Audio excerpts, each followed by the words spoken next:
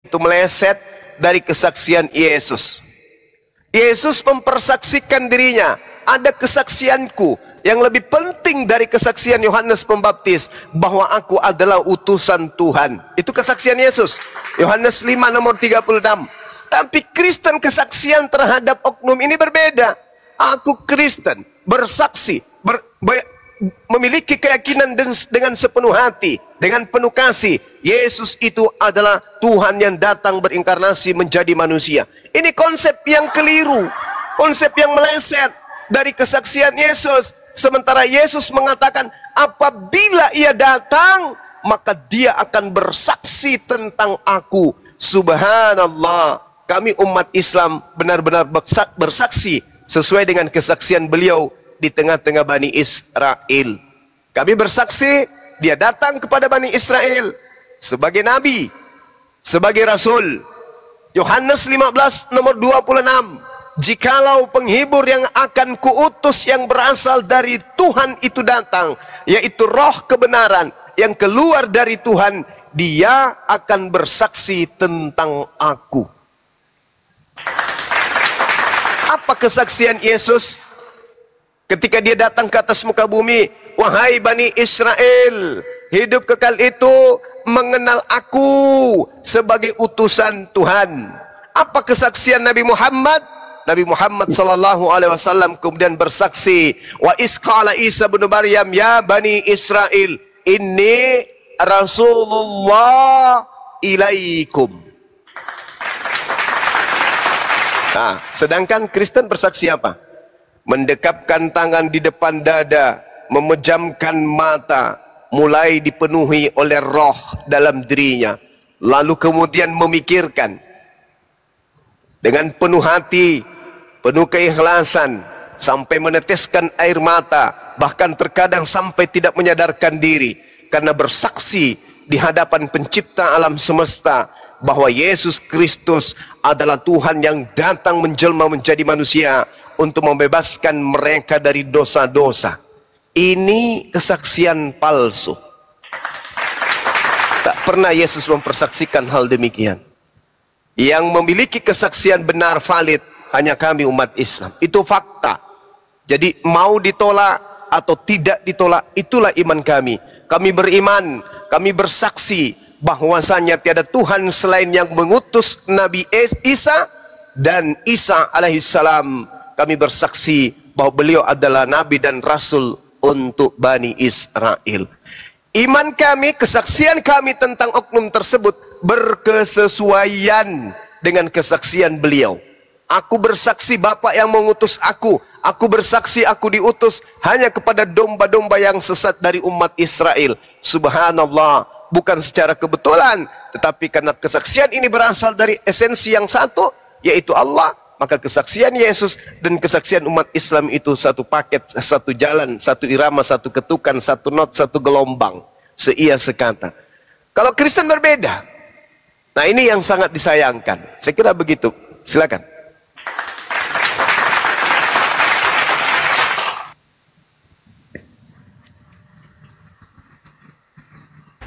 Silakan Bang Belajar, ditanggapi. Saya terima, artinya pandangan Bang Suma luar biasa, dan seperti iman Muslim, saya tetap pada iman Kristen, mengakui pada Tritunggal, Trinitas itu. Sama-sama di situ ada Isa, di kami ada Yesus Kristus, ya.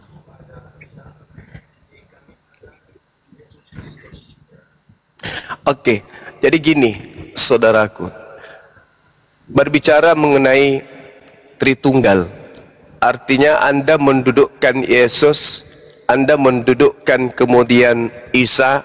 Kita kesampingkan dulu Isa. Oke. Kita kaji Tritunggal. Bagaimana mungkin Tritunggal itu bisa lolos?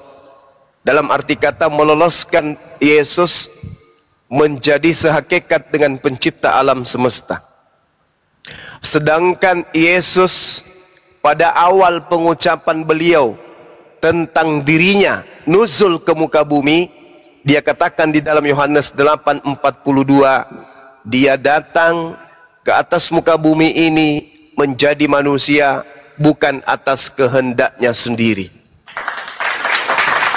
Kalau dia sehakikat dengan pencipta alam semesta, maka dia akan datang dan berkata, aku datang atas kehendakku sendiri. Karena hakikat pencipta itu hanya satu. Pencipta memiliki satu hakikat. Pencipta memiliki satu kehendak. Tidak mungkin pada pencipta itu ada dua kehendak. Kalau sampai pada hakikat pencipta ada dua kehendak, yang satunya ingin mematikan, yang satunya ingin menghidupkan, maka akan perang dua kehendak ini. Maka terjadilah perang antara Tuhan dengan Tuhan. Itu tidak mungkin. Dalam diri manusia itu ada dua kehendak. Pada saat dia ingin memilih sesuatu, ada dia menginginkan dan ada dia tidak menginginkan. Contoh, dia ingin membeli sepatu. Di situ ada dua kehendak. Ada kehendak ingin membeli dan ada kehendak tidak ingin membeli. Tetapi pada endingnya akan jatuh kepada satu hakikat pilihan. Apakah dia beli atau dia gagal untuk membeli? Nah sekarang peristiwa yang terjadi terhadap Yesus, kalau kita lihat dari 1 Yohanes 1, pada mulanya Theos bersama Logos. Pada saat Theos bersama Logos, Yesusnya ada di mana? Yesus ada di mana pada saat itu? Gak ada. Yesus nanti dikatakan ada setelah dia menjadi daging. Pada saat dia menjadi daging, rupa-rupanya kalau kita konfirmasi kepada Kolose 2 nomor 9, seluruh jasad Yesus itu kepenuhan keteosan. Kemudian Filipi 2 nomor 6, nomor 7, nomor 8. Ini adalah sesuatu yang sangat kontradiksi. Coba bayangkan, di dalam Filipi 2 nomor 6, nomor 7, nomor 8, Theos datang, tidak mempertahankan ketuhanannya, melainkan mengosongkan dirinya, lalu merendahkan dirinya, sama seperti manusia, mengambil rupa manusia. Berarti kalau itu betul, Filipi 2 ini benar, Tuhan turun derajat, bahkan sampai mengosongkan diri, bahkan melevelkan dirinya dengan makhluk manusia, bahkan taat, dan bahkan taat sampai mati di atas tiang salib. Maka entah siapa yang berbohong, penulis Filipi ataukah penulis Yohanes. Yohanes 1 ayat 14, Yesus lahir sebagai manusia. Oke.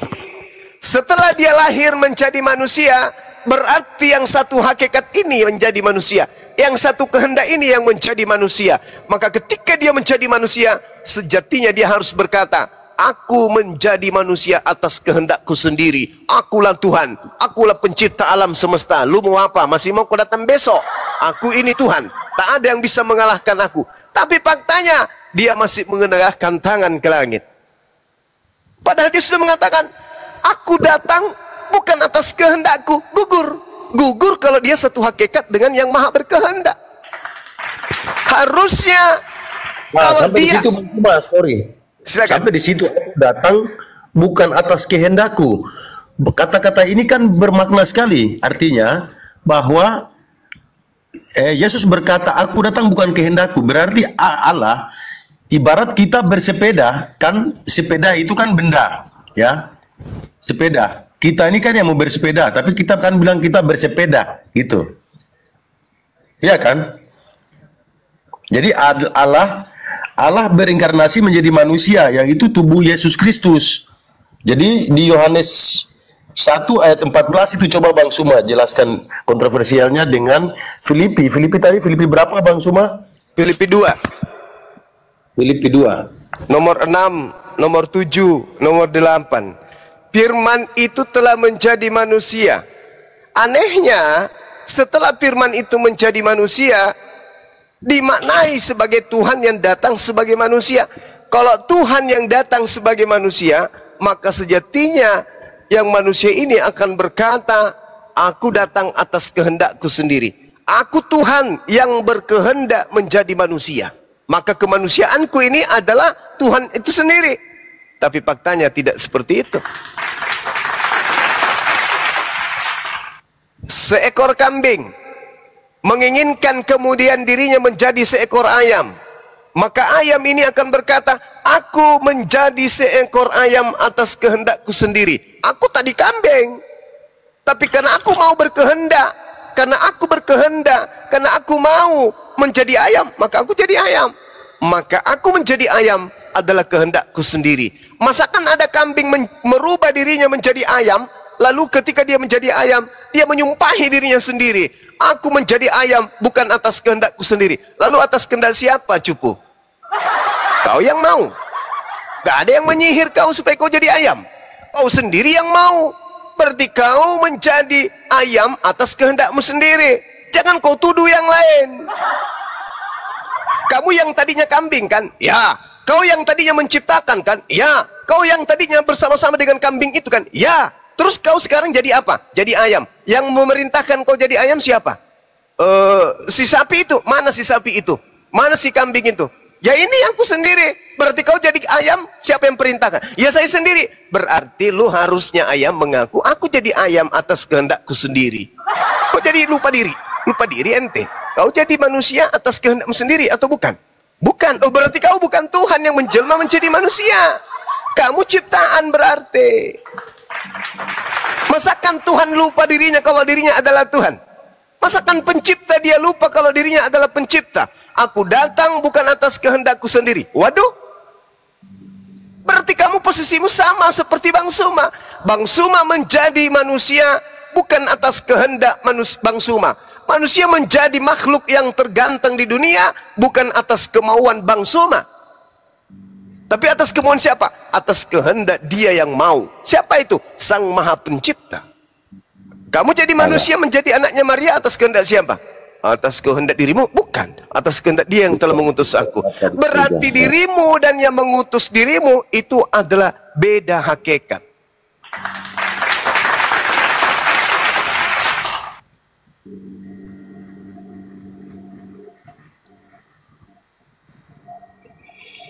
Ya. Gimana Bang? Ya, jadi dalam konteks hal ini malam ini, saya mengakui bahwa Yesus itu utusan. Ya, memang ada di dalam Bible terkatakan. Tetapi juga secara iman saya mengakui dia adalah Tuhan. Makanya sampai hari ini kita tetap panggil dia Tuhan Yesus Kristus. Deal kan, Bang Suma? Boleh, deal ya? Boleh saya membaca satu dalil, Bung? Boleh ya? Maaf nih, boleh, sebelumnya nih. Oke, saya baca. Sebab banyak penyesat telah muncul dan pergi ke seluruh dunia. Penyesat di sini dalam bahasa Yunaninya itu penting penekanannya. Planos. Planos itu pembohong. Planos itu penyesat.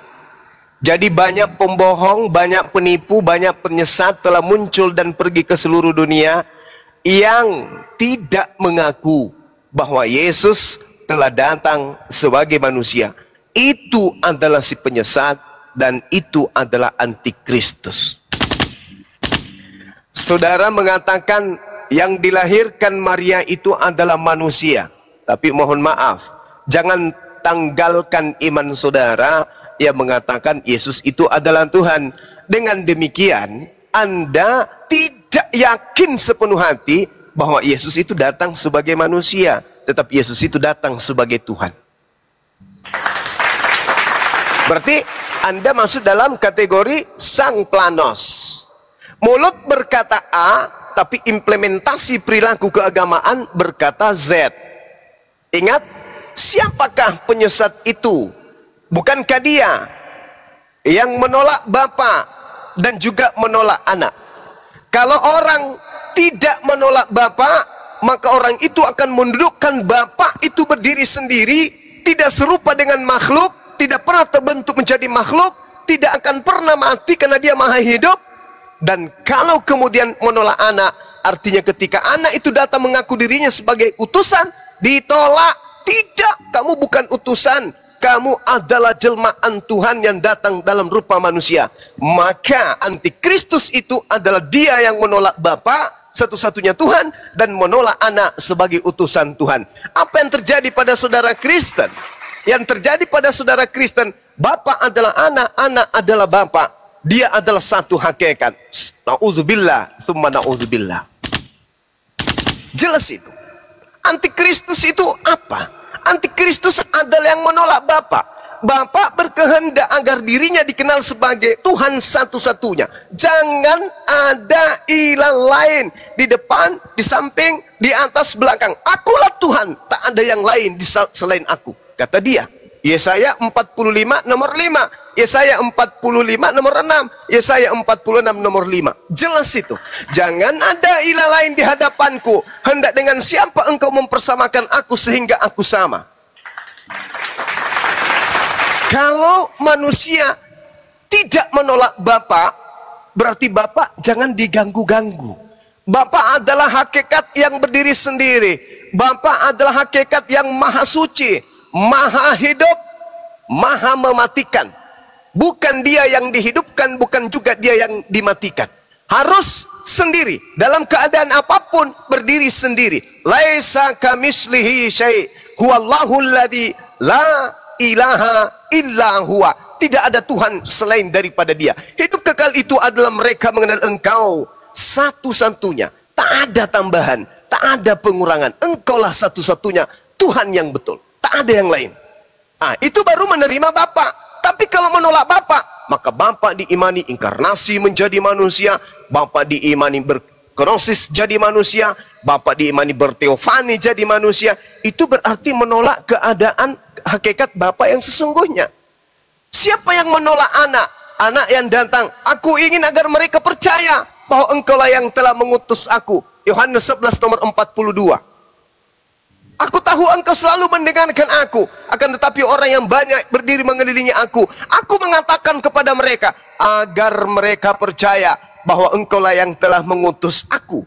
Berarti, aku mau dikenal sebagai utusan. Barang siapa yang menolak aku sebagai utusan, mengembel-embelin aku ini inkarnasi, aku ini penjelmaan, aku ini teofani Tuhan, maka itu sama dengan menolak aku.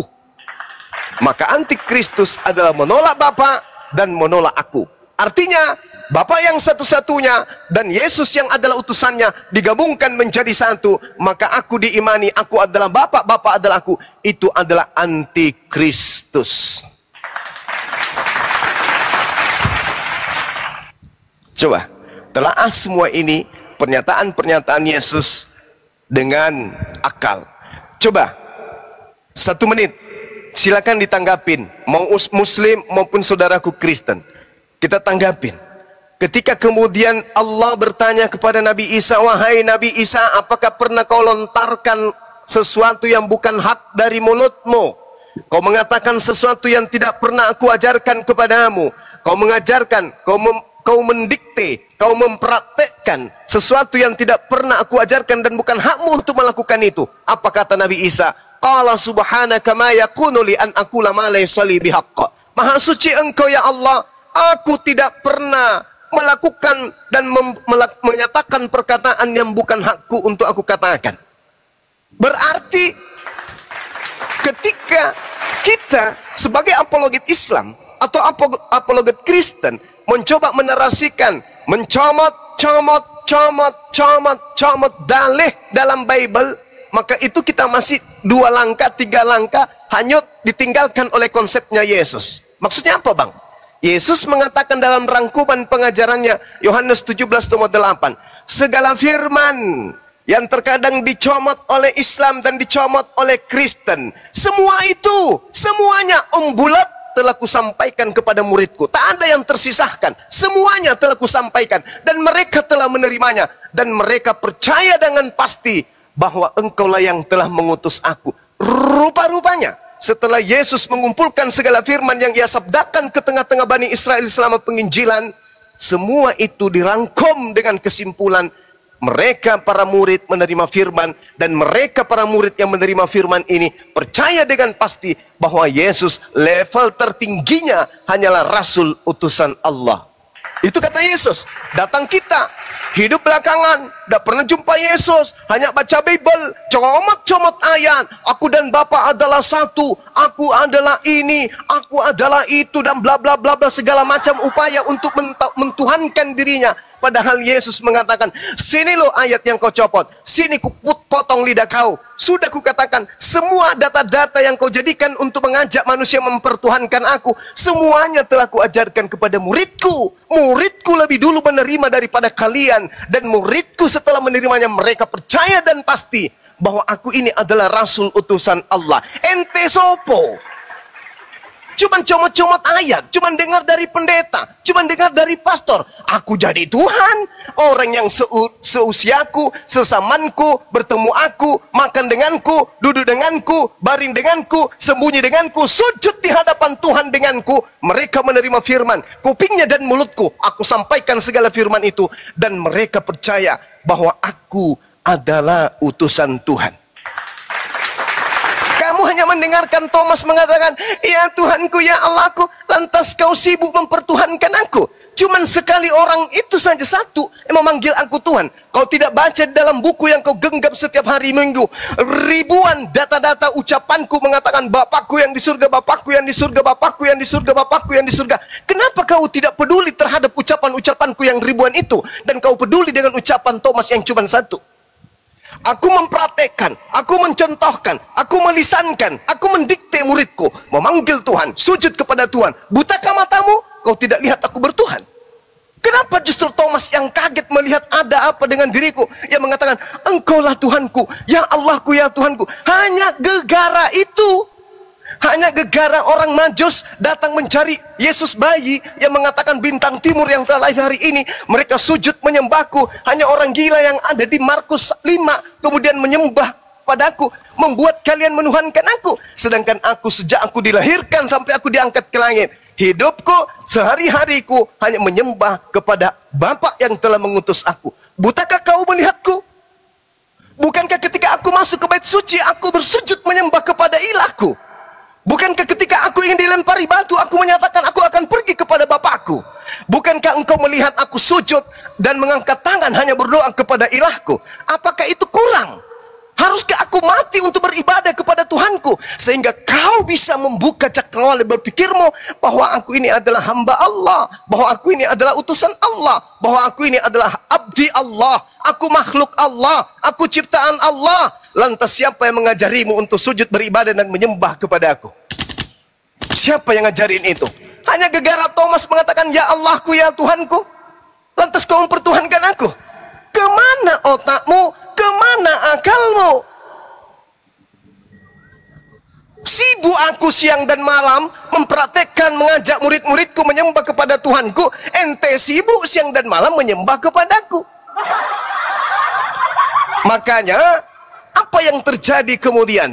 Ending terakhirnya, sekiranya waktu bisa dipercepat atau sekiranya waktu bisa dimundurkan, Yesus mengatakan, tidak setiap orang yang memanggil aku junjungan, junjungan, mar, kurios, Tuhan menjadi Tuhan, Tuhan menjadi Tuhan, Tuhan, akan masuk ke dalam kerajaan surga, melainkan mereka yang melakukan kehendak Bapakku. Jadi di akhirat nanti, di akhir zaman kelak, banyak orang datang dengan muka yang kecewa. Yesus, opo? Yesus, opo? Balik sini. Enggak. Balik sini. Tidak. Bukankah kami telah bernubuat pakai namamu? Malas. Bukankah kami telah bernubuat, mengusir setan, bermujizat pakai namamu juga? Balik sini dong. Tidak. Enyahlah daripadaku. Aku sungguh tidak mengenal kalian. Kalian semua adalah pembuat kejahatan. Yesus sadar, Yesus. Kenapa rupanya? Ini levelnya saya sudah sampai pada level bermujizat loh. Emang gue urusin? Levelnya sampai saya mengusir setan loh. Emang gue urusin? Saya sampai ngobatin orang loh, sus. Enggak urus. Tapi apakah kamu beribadah kepadaku? Ya. Kau menyembah kepadaku? Ya. Atas kehendak siapa? Kau ibadah minggu? Iya. Atas kehendak siapa? Kamu makan babi? Atas kehendak siapa? Kamu tidak bersunat? Atas kehendak siapa? Atas kehendak siapa? Jawab. Ada loh, sus. Siapa? Ada makhluk yang datang kepada Paulus, ada makhluk yang datang kepada penulis di Pulau Patmos, mengaku mengatasnamakan dirimu, Yesus. Loh, saya kan sudah bilang di dalam Lukas 21 nomor 8, waspadalah kepada penyesat yang datang kepadamu dengan memakai namaku dan berkata akulah dia. Kamu nggak baca dalil itu? Kamu nggak paham dalil itu? Aku sudah mengatakan, wahai kalian, jika kau mendengarkan ada orang mengaku bertemu aku di padang gurun, atau mengaku bertemu dengan aku dalam bilik, jangan kau percaya. Sebab setelah aku terangkat ke langit, akan muncul penyesat, akan muncul Yesus palsu dan nabi-nabi palsu, dan dia akan melakukan mujizat yang sangat dahsyat sehingga menyesatkan banyak orang. Kamu nggak tahu itu? Aku sudah katakan kepada muridku, camkanlah. Aku sudah mengatakannya terlebih dahulu kepadamu. Jika ada orang yang berkata dia bertemu dengan aku di padang gurun, bertemu aku di dalam bilik, jangan kau percaya, sebab kedatanganku yang kedua nanti, buka matamu, di situ ada tanda. Apa itu? Aku datang dengan cahaya yang mengkilat, memancar dari timur sampai ke barat. Itu tanda kedatanganku yang kedua. Berarti yang datang kepada oknum-oknum yang melihat cahaya, mendengarkan suara, itu bukan aku. Yang mengajarkan menyembah kepadaku itu bukan aku. Yang mengajarkan bahwa aku mati untuk nebus dosa itu bukan aku. Tetapi Mesias palsu atau Yesus palsu yang sudah kukabarkan kepada kalian dalam Matius 21 nomor 8 dan di dalam Matius 24 nomor 4 nomor 5 dan seterusnya, bahwa akan datang Yesus palsu yang membawa namaku dan berkata akulah dia. Tapi ente lagi-lagi tidak mau mendengar. Kamu lebih mendengarkan syahwatmu, nafsumu daripada aku. Padahal di dalam kitab yang kau genggam dikatakan dalam Yohanes 3 nomor 16, begitu besar kasih Tuhan akan dunia ini, Tuhan mengutus aku, barang siapa yang percaya kepadaku akan memperoleh hidup. Pada saat aku mengatakan aku ingin agar manusia itu percaya bahwa Bapa satu-satunya Tuhan yang benar dan aku adalah utusannya, kenapa kalian tidak percaya? Malah percaya kepada orang yang tidak aku kenal, yang mengajarkan aku Tuhan, aku mati nebus dosa, aku mati terkutuk.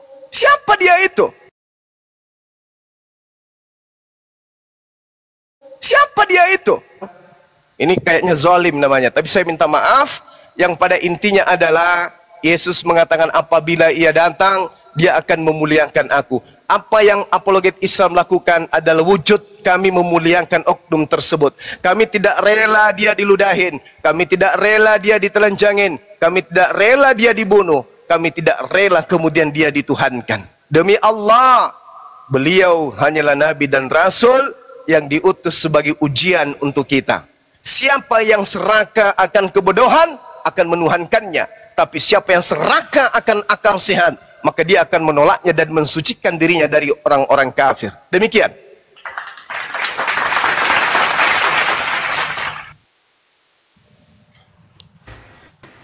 Silakan Bang, belajar terus. Ya, sampai di sini saya paham. Artinya masuk ke nalar, masuk logika, masuk akal sehat dari pandangan Islam yang disampaikan oleh Bang Suma. Tapi saya pikir teman-teman setuju bahwa ini persoalan iman ya. Teman-teman yang di bawah juga, saya belajar ini juga belajar, namanya juga belajar. Terima kasih untuk kesempatan kali ini. Saya pikir Bang Suma nanti kita ketemu lagi dalam pencerahan-pencerahan berikut ya. Insya Allah Bang, insya Allah. Insya Allah, saya belajar, saudara saya juga belajar. Amin. Ya, jadi terima kasih sekali dan satu poin. Bang belajar mungkin ada keraguan dari Islam, silakan mau belajar tanyakan dulu kayak tadi tuh. Kayak apa namanya? Kenapa Rasulullah menerima wahyu di Gua Hiro kayak gitu? Silakan, mungkin ada keraguan, mumpung ada Guru Dajuma, silakan. Tidak, itu dalilnya sudah lengkap dan tadi siapa tadi sudah jelaskan. Ya, jadi tidak kita mengulang lagi. Waktu sudah larut sekali, saya sudah berjam-jam ini ya. Berapa jam tadi sendirian ini? 3 jam. Istirahat dulu Bang. Iya, sudah 3 jam ini. Jadi luar biasa. Nanti kita ketemu kapan lagi? Nanti saya ada di channel ini. Baik. Bang Belajar, kalau Gurunda nggak di sini, di sahabat Bang Juma di ini ya, di follow ya, sahabat Bang Juma Bang Belajar. Ya, jadi nanti Bang Belajar bisa ke situ. Closing statement dulu bahwa memang teman-teman yang di bawah yang lagi ikutin bahwa memang kalau dari Bible kita harus mengakui bahwa Yesus mengaku bahwa dia diutus. Jadi kalau yang kata-kata teman-teman kita bahwa dia utusan, kita harus mengakui itu. Gitu ya, teman-teman muslim. Saya pikir itu ya poinnya. Iya Bang, iya Bang. Mantap. Ya, nanti soal proses-proses selanjutnya itu kan masing-masing ya, masing-masing. Ini soal kita diskusi yang luar biasa bagi saya di malam hari ini. Kalau bagi saya secara iman Kristen ya ini puji Tuhan karena bagaimana kita saling mendapat ya transfer knowledge ya. Dari Bang Suma juga luar biasa yang malam hari ini tiba-tiba hadir akhirnya teman-teman yang tadi secara struktur kata yang memang penjelasannya tidak pada intinya, tapi pada kali ini memang luar biasa saya dengan Bang Suma langsung bisa memberikan pencerahan dan masuk di akal ya. Masuk di akal ya, saya pikir teman-teman yang lain di bawah juga harus mengakui bahwa Yesus adalah utusan, gitu. Terima kasih. Allahu Akbar, subhanallah. Makasih banyak Bang Belajar. Kita ketemu lagi nanti ya Bang Belajar. Makasih, selamat malam. Selamat malam. Masya Allah. Ternyata Gurunda penakluk dari semuanya. Ya, saya juga closing ya teman-teman. Pada dasarnya kemudian Allah Subhanahu wa Ta'ala kemudian menyatakan kepada kita semuanya bahwasanya umat Islam itu berperang di jalan Allah. Alladzina amanu yuqatiluna fi sabilillah. Berperang di jalan Allah. Ketika kemudian Nabi Isa bertanya, siapa yang akan menolongku untuk menegakkan agama Allah? Nahnu ansarullah. Kata pengikutnya, kata muridnya, kamilah yang akan menjadi penolong agama Allah. Begitu juga baginda Rasulullah Muhammad sallallahu alaihi wasallam ketika datang kemudian kepada kaumnya, bil bayyinati waz-zubur wa anzalna ilaika dzikr litubayyana lin-nasi, maka ada manusia yang mengikut kepadanya untuk menolongnya menegakkan tali agama Allah. Seluruh nabi membutuhkan bantuan dari umatnya untuk meneguhkan kemudian ajaran yang diterima dari Tuhannya tersampaikan kepada siapa diutus. Lalu sebaliknya kata Allah, walladzina kafaru yuqatiluna fi sabilit tagut. Akan tetapi kata Allah, orang-orang kafir itu berperang di jalan tagut. Maksudnya apa? Mereka membantu tagut, mereka menolong tagut. Siapa tagut ini? Iblis. Menolong iblis supaya orang-orang itu mati akalnya, meninggalkan penyembahan kepada ilah yang betul. Maka perintah Allah, faqatilu awliya asyaitan. Perangilah kawan-kawan syaitan itu. Maksudnya ketika ada konsep, ketika ada dinamika di dalam berpikir seseorang itu rusak atau salah, tidak rasio atau tidak seimbang, maka kata Allah, waqatilu awliya asyaitan. Keluarkan setan itu dari dirinya, bantu dia untuk keluar dari setannya. Inna qaida syaitani kana da'ifan, kata Allah. Sesungguhnya tipu daya setan yang ada pada diri orang tersebut itu sangatlah lemah. Yang membuatnya kuat adalah ketika orang tersebut tidak mau mendengarkan apa yang menjadi peringatan akal sehat. Makanya Al-Quran mengatakan, innama tunziru manittaba'a zikra wa khasyar rahmana bil ghaiba fabashshirhu bimagfirati wa ajrin karim. Sesungguhnya engkau umat Islam, engkau Nabi Muhammad hanya memberi peringatan kepada orang-orang yang mau mengikuti peringatan tersebut dan yang takut kepada Tuhan yang Maha Pengasih walaupun mereka tidak melihat Tuhan tersebut. Maka berilah peringatan, berilah kabar gembira dengan ampunan dan pahala yang mulia. Ini yang dikatakan oleh Al-Quran. Jadi tugas kita hanya memberikan peringatan kepada orang-orang yang mau untuk berserah diri kepada Allah, takut kepada Allah yang telah menciptakan alam semesta. Nah, ini kabar gembira. Maka kata Allah, "Fabashshirhu bimaghfiratin wa ajrin karim." Maka berilah mereka kabar gembira dengan ampunan. Maksudnya, wahai saudara-saudaraku, jika kau menanggalkan kekafiranmu, kekufuranmu, maka seketika itu juga kabar gembiranya adalah dosa-dosamu dihapuskan oleh Allah Subhanahu wa taala, dan pahala-pahalamu, kemudian kebaikan-kebaikanmu itu dihitung sebagai pahala yang mulia oleh Allah. Saya kira begitu sebagai penutup dari saya untuk pertemuan kali ini. Saya kebetulan ada pertemuan dengan beberapa pemimpin negara, sehingga saya harus pamit teman-teman untuk pamit untuk duduk-duduk di sini bersama dengan kalian. Untuk itulah. Iya, lanjut. Dikit. Burunda, tunggu itu sekalian promosiin yang itu, Bang Juma TV official. Oh iya, betul. Teman-teman, mohon dengan sangat ya, channel kita yang kemarin itu ternyata diikuti oleh ulat bulu. Ini mudah-mudahan kuat supaya bisa berdiri tegak, supaya bisa menjadi corong, menjadi toa sebagai salah satu kendaraan untuk menyiarkan kemudian materi-materi apologet perbandingan agama. Ya, ini perbandingan agama namanya, membandingkan antara sembahan, membandingkan antara nabi, membandingkan antara agama, membandingkan antara kitab. Nah, ini penting supaya orang-orang yang ada di pelosok yang jauh dari kita itu bisa menyimak dan mendengarkan. Untuk itu silakan mohon bantuan supaya di follow channel baru kita. Nama channelnya adalah Enteleheng Ente. Apa tadi Bang? Bang Suma TV channel. Gitu ya? Ya. Oke, terima kasih semuanya. Channel-channel yang ada di atas juga teman-teman kita untuk di follow. Mahadewa channel, Bunda Rahma channel, Handi Selebes channel, Santo channel, Robo channel, Forum Debat channel, Zulkifli Bas official. silakan. Lanjut.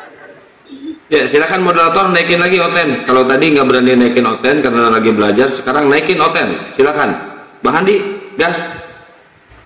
Kayaknya nggak ada deh itu. Bang Suma TV channel, ya betul.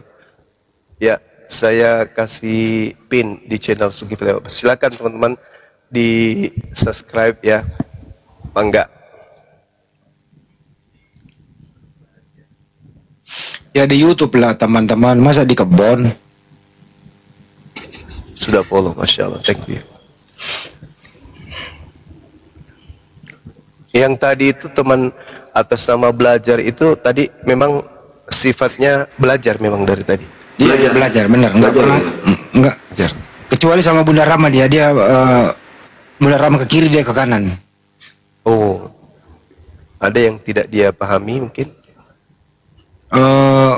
Bunda Rama tadi terlalu apa ya namanya? Terlalu memberikan edukasinya terlalu apa ya tadi? Tajam enggak juga. Cuma nggak tahu kenapa dia nggak suka suara perempuan gitu loh. Itu aja sih tadi. Terus Pak Mar memberikan ya lumayan sih. Saya juga agak tidak masuk sama dia tadi itu. Alhamdulillah berkat ada Bang Juma ya kurang lebih 60 hari sudah mulai tercerahkan sih. Kita doakan semoga beliau bisa dapat hidayah, dilembutkan hatinya. Amin. Enggak, dia itu pengalihan apa ya? Dia seolah-olah menyimak ya pembahasan dari tadi dibawa oleh Ustadz Ali, Bang Handi, semua kita bawa nyimak, seolah-olah dia nyimak, padahal itu hanya menghindar supaya nggak masuk kita, saudara-saudara saya ini nggak masuk ke Bibelnya, cari aman dia, gitu. Iya. Tapi biasa, apa-apa ya. Biasa. Banyak jalan menuju hidayah. Iya, amin. Iya, dulu juga Pak Bom begitu. Pak Bom dulu itu kasar, menghujat. Tapi ya alhamdulillah sekarang semakin kasar. Benar. Kukira pernah sadar deh. Lanjut. Bang Dewa, assalamualaikum. Waalaikumsalam warahmatullahi wabarakatuh. Lanjut. Kalau si bom lu suruh sadar, internet bisa rusak semua.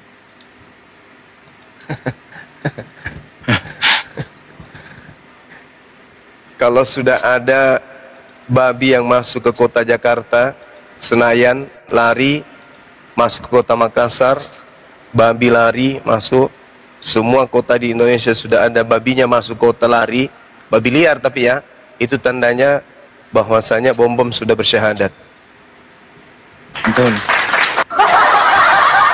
Artinya hama di hutan sudah tak ada yang ganggu. Waduh. Akhirnya babi muka. di hutan sudah terlalu banyak, makanya tidak muat, sebagian masuk kota.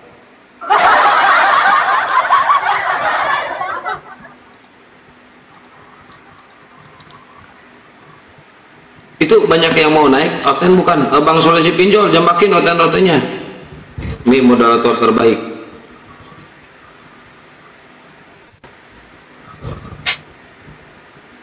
Gak ada ya?